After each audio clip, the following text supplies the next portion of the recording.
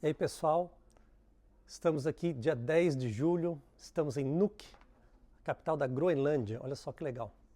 Hoje é o dia que a gente acabou ficando aqui porque neblina, chuva, visibilidade baixa. Então a gente acabou ficando porque não tinha como voar hoje. A ideia é voar amanhã, a gente vai ver ainda se a gente vai conseguir ou não. Então o vídeo de hoje, eu vou explicar um pouquinho do helicóptero, por exemplo, e depois eu vou falar de algumas outras coisas da viagem também para vocês aí. Então o helicóptero que a gente está voando é um Hobson 66, um helicóptero de 5 lugares. Ele voa numa velocidade de 185 km por hora. Ele gasta 80 litros por hora de querosene. A gente tem uma autonomia de 5 horas e meia de voo. A gente consegue voar bastante. E a gente tem um tanque extra nesse helicóptero também. O tanque extra tem mais 2 horas de voo. Então o helicóptero em si tem 3 horas e meia. Com o tanque extra a gente vai ter 5 horas e meia. Equipamento de emergência, assim, equipamentos extras que a gente tem no helicóptero, a gente tem 2 telas de cristal líquido com GPS. Então cada tela você pode botar cada coisa, uma coisa diferente da outra, e dá bastante informação sobre voo. Tempo de chegada no destino, esse tipo de coisa. A gente saiu de Criciúma, de Jaguaruna, na verdade, que é o aeroporto ali do lado, dia 18 de junho. Então hoje fez 22 dias de viagem. E a gente tem, a rota basicamente foi, a gente saiu de Jaguaruna, a gente parou em São Paulo, primeiro abastecimento, e depois a gente continuou subindo o Brasil. A gente demorou uns 4 dias mais ou menos para subir o Brasil, e a gente saiu por Macapá. Depois a gente pegou Guiana Francesa, Guiana, a gente entrou no Caribe daí. A gente passou por todo o Caribe, nossa última parada no Caribe foi Bahamas e entrou pela Flórida, ali nos Estados Unidos. Ali a gente ficou mais ou menos uns 4, 5 dias no Caribe. Estados Unidos a gente ficou mais ou menos uns 3 dias. A gente foi pela costa até passar por Nova York, que foi uma coisa muito bacana. A gente voou em volta da Estátua da Liberdade, foi super legal, só tinha gente voando, então foi super bacana. Depois a gente foi para o Canadá. Canadá foi mais uns 5 dias no Canadá.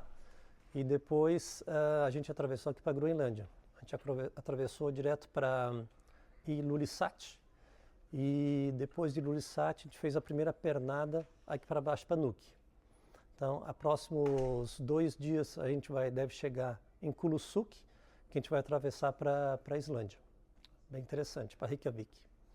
Falar um pouco como começou o projeto. O projeto começou faz muito tempo na minha cabeça. Eu sempre quis dar essa volta ao mundo, sempre achei muito interessante. E aí eu comecei a ver vídeos na internet, né? Aí vi um monte de coisa. E tinha um pessoal que tinha colocado bastante vídeo na internet, tinha feito toda a viagem, tinha colocado vídeos diários. E eu tinha programado para ir para uma feira lá próximo a Los Angeles. E aí o que aconteceu? Aí nessa feira de Los Angeles, esses 2 caras que postaram vídeo o tempo inteiro estavam lá. Um era português. Aí eu falei com o Rubem, que é o português, o Misha, outra pessoa que também fez a volta ao mundo com o Rubem, os 2 fizeram. E daí chegando lá, eles foram muito simpáticos, me passaram muita informação. E o Rubem me falou que quem deu as dicas para ele foi o Peter, que está voando comigo hoje, o Peter Wilson. Ele já tinha feito uma volta ao mundo, ele tem o recorde do Guinness Book de volta mais rápida ao mundo pelos antipolos, né? Então o Rubem falou: André, vai lá falar com o Peter, que ele vai te dar todas as dicas. Aí falando, isso foi 1º de março, essa feira, né? Aí falando com o Peter, aí chegou um momento que eu falei: Peter, por que você não faz a volta comigo? E ele falou, na hora ele falou que poderia dar a volta comigo, ele só tinha uma viagem de barco, que ele ia fazer uma travessia, então ele ia desistir da travessia para dar a volta comigo. Daí agora virou um projeto nosso, na verdade. Ele quer bater, a gente quer bater, né, a volta mais rápida que a dele, do Guinness Book. Ele fez em 121 dias, a ideia é a gente fazer em 100 dias. Essa é a programação. Falando um pouco de equipamento de emergência que a gente tem, né? A gente tem uma roupa de mergulho especial, que é uma roupa estanque, caso a gente caia no mar. Se a gente cair no mar aqui próximo à Groenlândia, aqui, se você não tiver nenhum tipo de roupa, você fica 20 minutos vivo no mar antes de ter um problema, né? Com a roupa a gente consegue ficar mais de 2 horas. Então a gente também está levando um bote salva-vida e também um colete, né? É tudo, a gente puxa, tem gás. Então o bote salva-vidas se abre mais ou menos em 1 minuto, colete abre imediatamente. E depois a gente tem vários, a gente tem um cinto com três tipos de aparelhos que emitem sinais de emergência. Um fala diretamente com a guarda costeira. E a gente contratou um seguro que chama Global Rescue. O seguro é contratado mundialmente, você aciona eles, eles vêm, te pegam e te levam para uma cidade mais próxima ou para algum hospital, caso você precise. Então é muito legal esse tipo de seguro também. No helicóptero também a gente tem dois tipos de jeito que a gente consegue se comunicar. A gente tem um aparelhinho que chama Inreach, ele é bem pequenininho, ele não é muito caro, e você compra para fazer caminhada, velejar, ou qualquer tipo de coisa, bem pequenininho mesmo, ele vem com um ganchinho, você engancha na cintura, na mochila, e ele consegue mandar o sinal, a cada 2 minutos ele manda sinal para o satélite. Então quem tiver o link, de vez em quando eu deixo o link por aí, você consegue ver exatamente onde a gente está a cada 2 minutos, é muito legal. E também na frente do helicóptero a gente tem um aparelho que fala também diretamente com o satélite. Todos os dois aparelhos eles são conectados por um aplicativo, então você consegue mandar mensagem, receber mensagem, é muito legal. Esse maior que a gente tem na frente do helicóptero é um aparelho bem mais potente, que consegue receber até imagem e fazer chamada de telefone também. Então são aparelhos bem legais que a gente consegue se comunicar com as pessoas durante o voo. Então isso é super útil. Falando um pouco agora de como é que a gente voa, né? O helicóptero, diferente do avião, o avião normalmente quando você voa você está 10 mil pés, e para o avião, quanto mais alto, mais rápido ele vai, mais econômico ele é. O helicóptero não, como o helicóptero a gente tem a cabine, é uma bolha de vidro até os nossos pés, basicamente, é uma vitrine, né? Então a gente voa bem baixinho, a gente tem voado normalmente a 300 pés, até 500, de 300 a 500 pés normalmente. Então a gente tem um visual super bonito, um negócio que é totalmente inusitado, né? Dar volta ao mundo de helicóptero. Então a gente consegue tirar fotos muito bacanas e interagir super assim. A gente chegou a parar 2 lugares, a gente parou no meio do nada, a gente viu 2 lugares bonitos, assim, num vale gigante, a gente parou. Depois tinha uma ilha no meio do oceano com um bloco de gelo gigante também que a gente parou. Então a gente tem essa capacidade de parar basicamente onde a gente quer, assim, é muito legal. Outra coisa que a gente passou, assim, no nosso trajeto, bem interessante, né? Agora, esse momento aqui de junho começa os momentos dos furacões ali no Caribe. Então, assim que a gente passou o Caribe, tipo uns 2, 3 dias depois, já veio o primeiro furacão. Eles são por letras, né? A, B, C, eles põem nomes femininos ou masculinos. Então, quando a gente passou, estava tendo a letra A, que agora eu não sei falar qual que foi a letra A, mas estava tendo a letra A lá do Caribe. Daí a gente passou e foi tudo tranquilo, mas quase que a gente pega um furacão lá. No Caribe também a gente passou por um lugar que chama Montserrat, é um vulcão gigantesco. A gente não viu o topo do vulcão porque tinha algumas nuvens, mas a gente conseguiu sentir o enxofre, o vento estava empurrando a gente, então a gente conseguiu sentir o vulcão, o cheiro do vulcão, foi bem interessante. Esse Montserrat foi um vulcão que acabou com as cidades ali embaixo, então é um vulcão bem conhecido e dizimou várias cidades, um vulcão bem importante ali. Depois, subindo aqui para cá, também a gente começou a ver as geleiras e tudo mais, né? E aqui na Groenlândia, a gente também pousou no iceberg, foi muito legal, uma experiência inusitada e única. A gente viu o iceberg, eu falei, cara, vamos pousar aqui. Tava eu, o Peter, mais o Jorgen, um amigo dele ali, que agora é amigo meu também, da Dinamarca. Daí a gente olhou, achou que estava bacana, daí a gente pousou no iceberg, foi muito legal mesmo.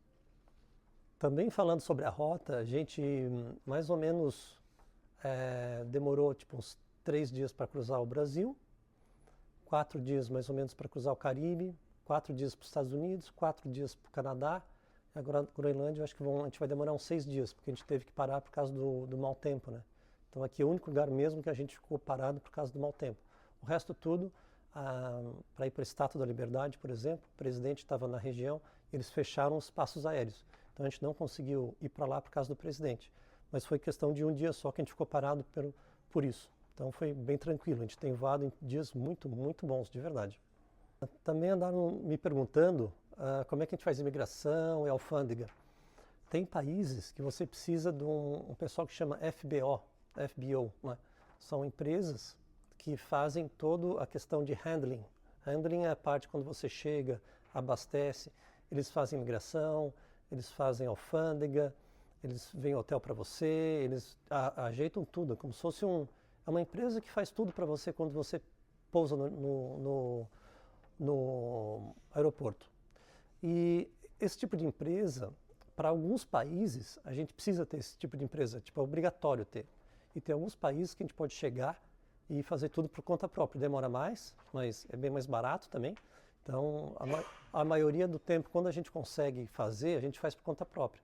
Então, a gente chega, pousa, aí a gente antes de pousar, a gente já pede o combustível, a torre já fala com o pessoal do combustível também. Então, eles vêm, abastecem, depois a gente vai na imigração, faz a alfândega, carimba o passaporte e a gente entrou no país. Uma outra curiosidade é que toda a entrada nos países tem que ser por um aeroporto internacional e a saída também tem que ser obrigatória por um aeroporto internacional. Então, isso sempre tem que fazer também, uma coisa bem interessante. Falando um pouco do clima, a gente viu no Brasil, a gente saiu de Santa Catarina, estava bem quente, voando por o interior de Goiás, Tocantins, estava super, super quente também, até Macapá. Macapá, quando Guiana e Guiana Francesa ali, já começou a esfriar um pouquinho, o Caribe deu uma esfriadinha um pouco, e quando a gente entrou nos Estados Unidos estava mais frio, mais agradável, temperatura ali por volta de uns 22 graus nos Estados Unidos, aí começou a esfriar. Inclusive não só o frio, mas a gente percebeu também a paisagem muda completamente, né? Primeiro é floresta, densa, floresta mais simples, ali nos Estados Unidos tem bastante daqueles pântanos, então uma vegetação mais baixa, assim, os arbustos. Quando entra no Canadá tem bastante pinheiros também, que é bem interessante, muito pinheiro. E depois começa a ralhar até o momento quando a gente entra no norte do Canadá, que daí não tem mais vegetação, nada. É só tipo um musgo que tem. E depois nem musgo tem, é só rochedos, pedras, as montanhas são de pedras e lagos. E totalmente sem nada, daí é totalmente seco, tudo marrom daí. É bem interessante. Gente, então é isso aí. Deixando esse relato aí para vocês. Quem tiver mais alguma pergunta, pergunta ali no YouTube ou pergunta no Instagram. Instagram é André Borges de Freitas.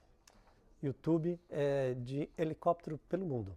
Então vou deixar aí também as mídias sociais. Perguntem qualquer coisa. Lá eu tento responder para as pessoas que perguntam alguma coisa. E qualquer novidade a gente vai falando. Então amanhã vai tentar chegar em Kulusuk e depois Islândia. Uma outra coisa que eu quero falar também das manutenções. A gente vai fazer 3 manutenções a cada 100 horas. Então, uma vai ser agora dia 15 de julho, em Londres.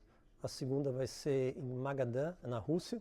E a terceira vai ser no Chile. Depois a gente já chega no Brasil. Então, quando acabar essa viagem, o helicóptero estava com 100 horas quando ele chegou. E quando acabar a viagem vai estar com umas 420 horas. Porque a nossa viagem total vai demorar 320 horas, né? A ideia também é fazer a viagem em 100 dias. Mas qualquer coisa a menos de 121 dias, que é o recorde do Peter, se a gente fizer em 120 dias já é um recorde para o Guinness, a gente já aplicou para o Guinness também, então está tudo encaminhado. Falou, gente, obrigado por assistir e vamos lá, vamos seguir, tem bastante chão ainda pela frente.